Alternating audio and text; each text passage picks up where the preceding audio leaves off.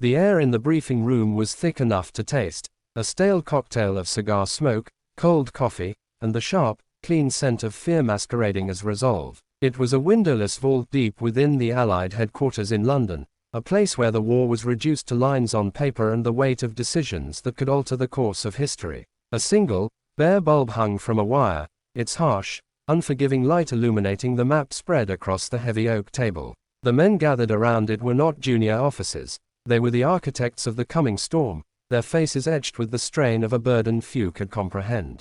In the center of the map, deep in the heart of occupied France, was a target designated Wolfsfest, Wolf's Fortress. It wasn't a castle in the traditional sense, but a sprawling, modern monstrosity of reinforced concrete and steel, carved into a hillside in the dense forests of the Ardennes. To Bomber Command, it was a ghost. Its anti-aircraft defenses, directed by the most advanced Wurzburg radar systems, made low-level attacks suicide, and its position under several meters of concrete and earth rendered high-altitude bombing runs useless. The rubble would simply be more rubble. To the ground forces, it was a phantom limb of the German war machine, untouchable, yet sending out pulses of control that crippled Allied operations. A colonel from Supreme Headquarters Allied Expeditionary Force, SHAEF, a man named Abernathy with eyes the color of a winter sky, used a wooden pointer to tap the location. The sound was a dry, sharp tap, tap, tap that seemed to echo in the tense silence. "Gentlemen," he began, his voice gravelly from too many cigarettes and too little sleep. "This is the source of the migraine that is crippling our air offensive. Wolfsfest. Intelligence, pieced together from resistance reports and photo reconnaissance, confirms it. It's not just a jamming station. It's a nexus. It intercepts our bomber formations, directs night fighters onto their flight paths, and provides targeting data for flak batteries across a 200-mile radius. The signals it emits are the strings, and our planes are the puppets." He paused, letting the grim reality settle. The upcoming offensive, the one we're all counting on, will require absolute air superiority. If Wolfsfest is operational, it will be a slaughterhouse. Our bombers won't reach their targets. Our paratroopers will be scattered and hunted. The invasion will be stillborn on the beaches. A British brigadier from Combined Operations, his uniform immaculate but his face haggard, leaned forward. "So we bomb it into the Stone Age. Send in the Lancasters. A 1,000-pound cookie should shake its foundations." "We've run the simulations, Charles," Abernathy replied, his tone flat. "It's buried under 30 feet of reinforced concrete. We'd need a direct hit with a tallboy earthquake bomb, and even then, the odds are less than 5%. The flak corridor around it is the most concentrated in Europe. We'd lose a squadron for a chance at a scratch." "Artillery, long-range guns," suggested an American general. "Out of range, by nearly 50 miles. The French resistance. Jedburgh teams." Abernathy shook his head, a gesture of finality. "The area is sealed. A 10-mile exclusion zone, patrolled by SS security battalions and a full company of the Wehrmacht's best. Every approach is mined, wired, and covered by machine gun nests. There are no infiltration routes. There are only approaches." He let the word hang in the air. It was a euphemism, and every man in the room knew it. "So what, then, Colonel?" the brigadier asked, his voice low. "What is left?" Abernathy placed both hands on the table, his knuckles white. "Operation Nightfall." He unfolded a second, smaller schematic. It showed a detailed, cross-sectional view of the fortress, annotated with German script. "This came at a high cost. We know its anatomy. The jamming arrays are here. The primary radar control room is here, 2 levels down. The power plant is here. It has one vulnerability. It needs to breathe. Its air intake and exhaust systems are here and here."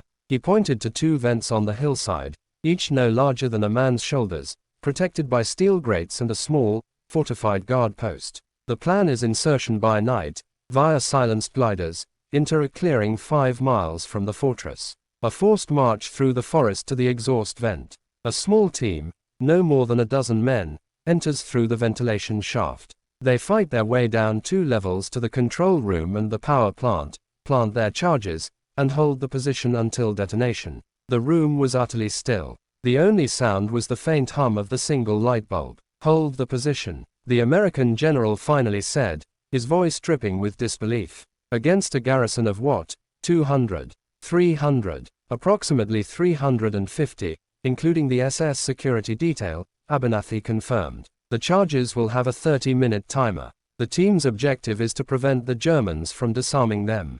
They will have to fortify the control room and fight until the end. The brigadier removed his spectacles and pinched the bridge of his nose. So you are proposing we send a team of our best men on a one-way trip. We load them with explosives, fly them into the heart of darkness, and ask them to die in a hole, just to give those explosives a chance to go off.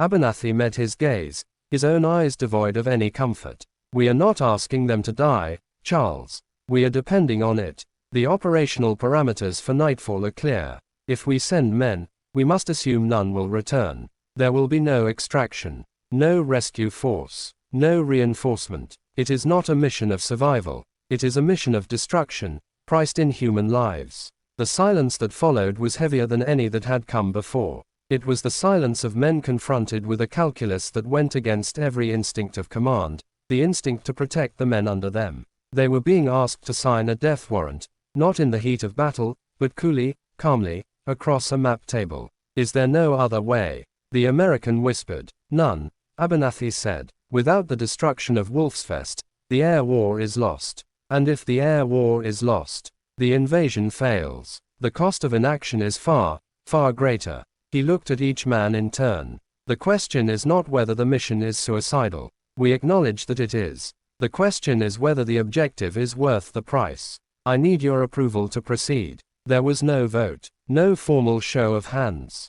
Just a series of slow, grim nods. The operation wasn't cancelled, because someone had to go in. Someone chosen not to survive. The order filtered down through the clandestine channels of Special Operations Executive, SOE, and found its way to a specific, unmarked barracks in the Scottish Highlands. Here, amidst the heather and the driving rain, a unit known only as the Silent 14 trained for the war's dirty, impossible jobs. They were not a standard military formation. They were a collection of mavericks, polyglots, saboteurs, and killers, drawn from the British Commandos, the SAS, and even a few foreign nationals with scores to settle. Their name was a misdirection. There were never exactly 14, their number fluid as men were wounded, killed, or transferred. But the core, the heart of the unit, remained. Their commanding officer was Major John Jack Rees, a man who moved with the quiet grace of a predator and whose face bore the scars of a knife fight in a Cretan alleyway.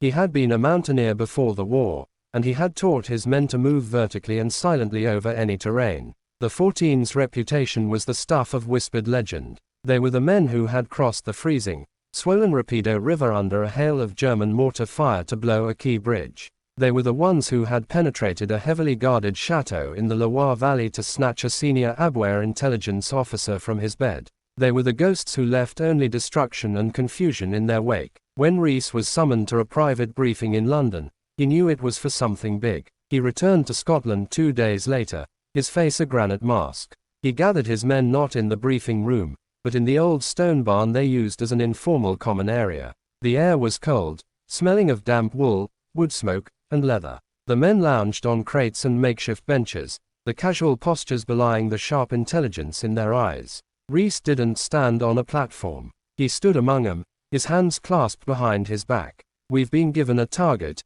he began, his voice low and steady. A place called Wolfsfest, a German electronic warfare fortress in the Ardennes. He laid out the bones of Operation Nightfall with a surgeon's cold precision. The glider insertion, the 5-mile march, the ventilation shaft, the fight down through the levels, the 30-minute timer. He didn't use euphemisms. He didn't talk about glory or duty. He spoke of concrete, steel, enemy troop numbers, and explosive yields. The briefing officer in London was very clear, Rees said, his gaze sweeping across the faces of his men. He warned me. He said, and I quote, "We expect total casualties. There will be no rescue, no reinforcement. If you take this, you go in with the understanding that you are not coming out." He expected me to refuse. A stillness settled over the barn. It was one thing to risk your life on every mission. It was another to be told, outright, that your death was a required component of the plan's success.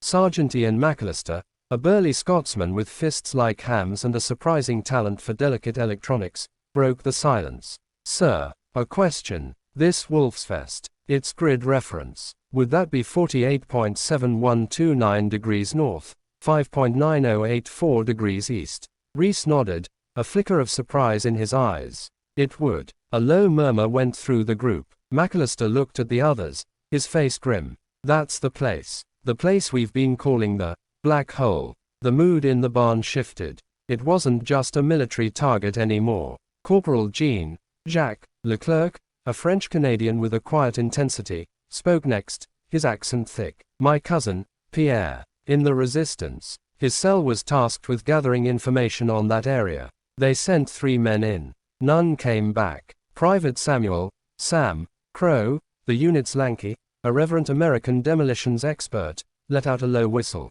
Well, I'll be damned. So that's where Charlie team vanished too. 6 months prior, a 4-man reconnaissance team from the 14, call sign Charlie, had been sent to verify resistance reports of a secret German installation in the Ardennes. They had simply disappeared. No radio contact. No bodies. Nothing. The fortress, Wolfsfest, was no longer an abstract objective on a map. It was a tomb. It was the place where half their missing comrades had been swallowed by the war. The intelligence that Reese had been given, the detailed schematics, they had likely been paid for with the lives of men they had trained with, drunk with, and trusted with their own lives. Reese saw the change in their faces. The initial shock had been replaced by a cold, hard resolve. The calculation was no longer about the strategic value of a radar station. It was personal. The mission is voluntary, Reese said, his voice cutting through the quiet. I will not order any man to take this. I need 12.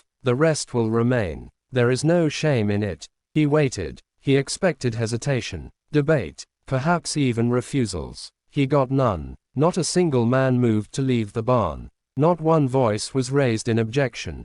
McAllister simply nodded, his jaw set. Leclerc lit a cigarette, his hands perfectly steady. Crow gave a slow, grim smile. 30 minutes to raise hell in Jerry's own backyard. Sounds like a party. They weren't accepting a suicide mission out of blind patriotism or a sense of fatalism.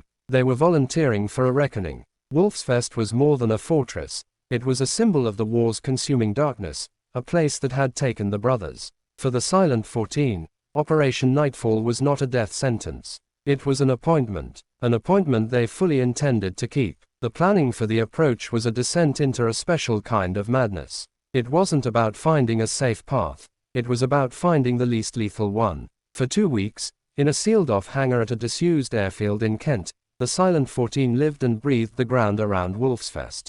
A scale model of the entire area, covering a 50-square-mile section of the Ardennes, dominated the space. It was a work of terrifying detail, built from the finest intelligence, contour lines of the hills rendered in plaster, forests made from dyed sponge and wire trees, the river represented by a sheet of rippled, painted glass. And at its heart, the fortress itself, a grey, monolithic block. Major Reese, along with his second-in-command, Captain Alistair Finch, a former cartographer with a mind like a steel trap, walked the men through it again and again, until they could have navigated the terrain blindfolded. The approach is a funnel of death, Finch stated, his pointer tracing the route. It's designed this way. They want you to try. From our insertion point, here, we have 5 miles of dense forest. That's the easy part. Then we hit the outer cordon. He tapped the model. First, the valley. Code name, the garden. It looks like a gentle, grassy decline. It is not. It is sown with Schützenminen, S-mines. Bouncing Bettys. Pressure activated. They jump to waist height and detonate, spraying ball bearings. There is no safe path through it. We will have to probe and clear as we go. Sergeant McAllister grunted. In the dark. Under a time constraint. Lovely. Beyond the valley, Finch continued, is the River Orth. Not wide, but fast-flowing and deep. The only crossing is this single, demolished bridge. The abutments remain. The Germans have machine gun towers here, and here. He indicated 2 structures on the far bank, with clear fields of fire over the river and the valley approach. They are equipped with MG-42s. A rate of fire of 1,200 rounds per minute. They will turn that river into soup. Then, Reese took over, his voice grim, comes the inner perimeter. A 50-yard kill zone of rolled concertina wire, lit by elevated floodlights on automatic timers. Beyond that, a paved patrol route for armored vehicles and foot patrols. The patrols are timed. We have their schedules. They're precise to within 30 seconds. And beyond that, the wall, 10 meters high, smooth concrete, topped with razor wire and another fighting position. The room was silent. It was an impossible gauntlet. To cross the mined valley would take too long, alerting the machine gun towers. To cross the river under the guns was suicide. To cut through the wire under the lights was to invite every patrol in the area to converge on them. There is no disguise that will work here, Reese said flatly. There is no distraction we can create that won't bring the entire garrison down on us. And there is no plan B if we are compromised at any point before we breach the wall. The mission is over. We die in the open. He let that sink in. Then, Captain Finch stepped forward again, a faint, grim light in his eyes. But the Germans, for all their efficiency, are slaves to their own technology. Their radar and sensor systems are the most advanced in the world. And like any sophisticated machine, they require maintenance. An intelligence officer at Bletchley, cross-referencing decrypted maintenance logs with resistance observations, discovered a pattern. He pointed to the fortress. Once every 11 hours, like clockwork, the entire outer sensor net, the seismic listeners in the valley, the infrared beams along the wire, the acoustic detectors, shuts down for a system-wide recalibration and diagnostic. The duration is exactly 90 seconds. It begins at 2 hours 14 minutes and 30 seconds local time. The floodlights on the inner perimeter also flicker and die as power is momentarily diverted. It is their blind spot. Their one, predictable moment of vulnerability. 90 seconds. A minute and a half to cross the final, most deadly 300 yards of the entire approach. In that window, Reese said, his voice low and intense, we move from the edge of the forest, through the valley, across the river, through the wire, across the patrol road,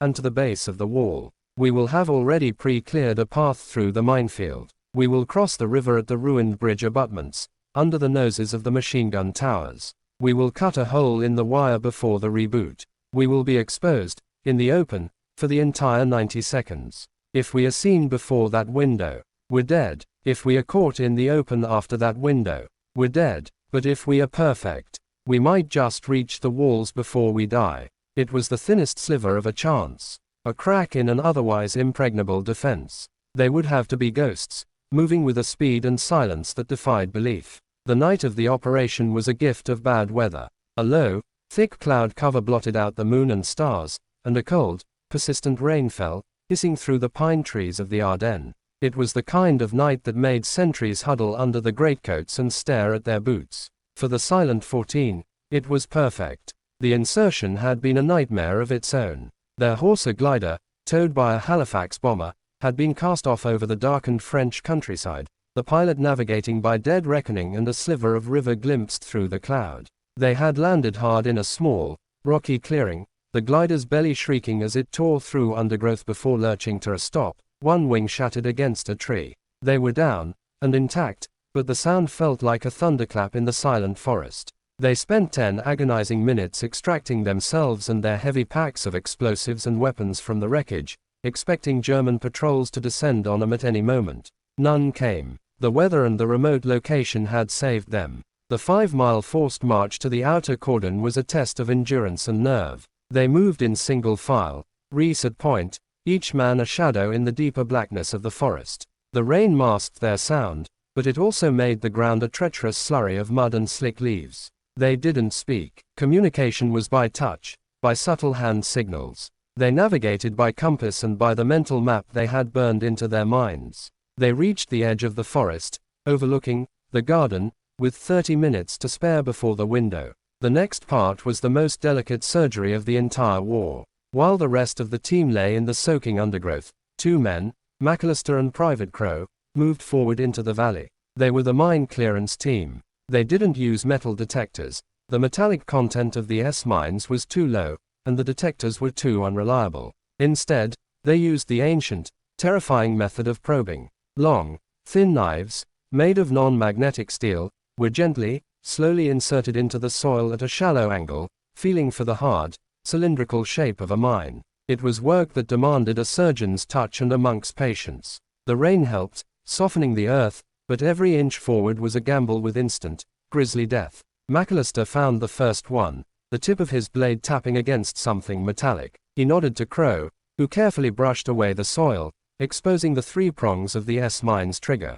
With infinite care, Crow slid a specially designed clamp over the prongs, preventing them from being depressed. Then, he attached a thin, strong wire to the mine's body. The other end of the wire ran back 50 yards to where the rest of the team waited. One by one, they located and wired 6 mines, creating a narrow, serpentine path through the valley. It took them 28 minutes. They were soaked, caked in mud, and trembling with adrenaline and exhaustion as they crawled back to the tree line. 2 hours 14 minutes and 0 seconds. 30 seconds to go. The 12 men, Reese, Finch, McAllister, Crow, Leclerc, and 7 others, lay at the forest's edge, their bodies pressed into the mud. Below them, the valley was a black pit. Across the river, the machine gun towers were dark silhouettes against the slightly less dark sky. The only sounds were the drumming of the rain on their helmets and the frantic beating of their own hearts. Each man checked his gear one last time. Pack straps tight, silenced Sten guns, knives,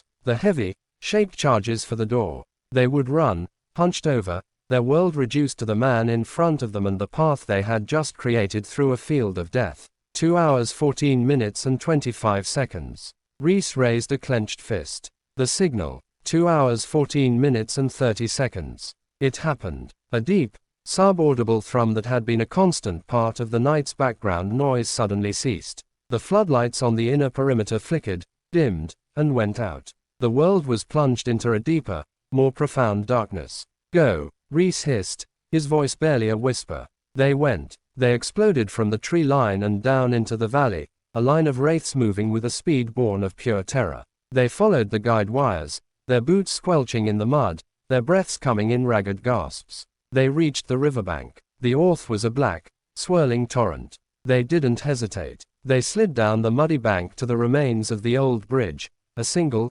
slick stone pillar jutting from the water. They crossed it in a desperate, single-file scramble, their hands scrabbling for purchase on the whetstone, the icy water tugging at their legs. They were halfway across the kill zone, cutting through the pre-weakened section of concertina wire, when a door on the nearest machine gun tower creaked open. A German soldier, helmetless, stepped out into the rain, fumbling with his flies. He was early for his comfort break. He blinked, peering into the darkness, not quite believing what he was seeing. Shadows. Moving shadows where no shadows should be. His eyes widened. He turned to shout. Corporal Leclerc didn't break stride. He raised his silenced Sten gun and fired a 3-round burst. The sound was a soft fut-fut-fut, like a man spitting. The German soldier crumpled soundlessly against the tower door. But it was enough. A light flicked on in the tower's interior. A voice called out, curious. They were compromised. Go, go, go, Reese roared, abandoning all pretense of silence. They burst through the wire, the uniforms tearing on the barbs, and sprinted across the paved patrol road. From the tower, a muzzle flash illuminated the night, followed by the deafening, tearing cloth roar of an MG-42. Tracer rounds, brilliant green, streaked past them, chewing up the asphalt at their heels. Private Crow, carrying the heaviest of the demolition charges, was lagging. A round caught him in the leg, spinning him to the ground. He screamed, more in fury than pain.